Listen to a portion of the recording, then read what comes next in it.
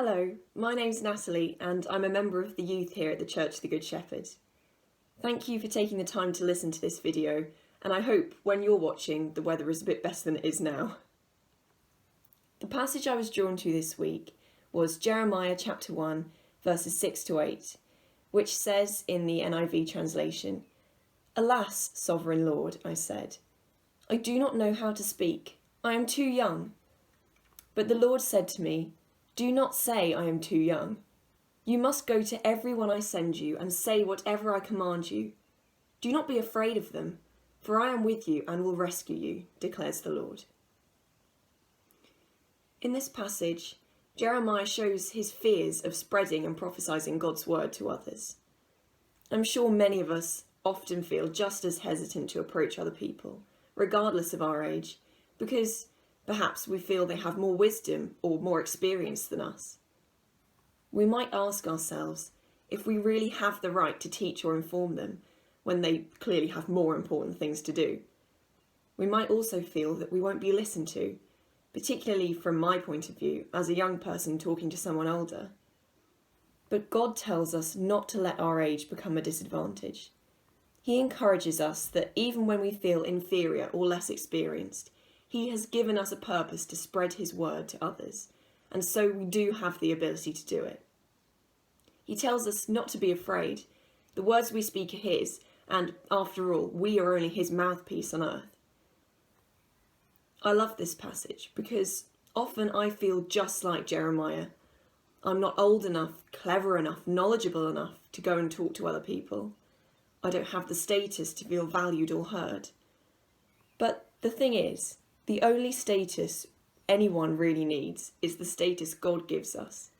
If he has called us to spread his word, then his calling is all that matters. No matter how old, how experienced you are, if God thinks you're the right person to carry out his purpose, then you should feel encouraged to do it. Another passage that we can see this encouragement is 1 Timothy chapter 4 verse 12, where Paul writes to Timothy, "Don't let anyone look down on you because you're young, but set an example for the believers in speech, in conduct, in love, in faith, and in purity." Once again, we are taught that your youth shouldn't prevent you from guiding and teaching others. Physical maturity and spiritual maturity don't necessarily correlate.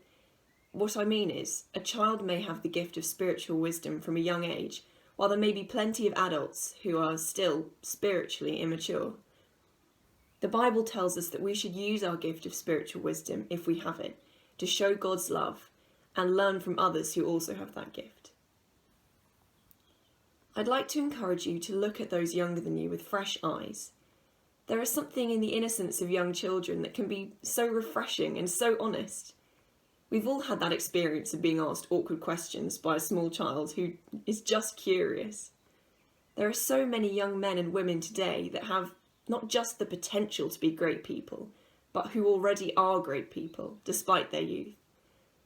One example I'm thinking of is Greta Thunberg, who was recognised as an international climate activist at the age of 15 and was first nominated for the Nobel Peace Prize when she was just 16, and she's been nominated 2 times since then.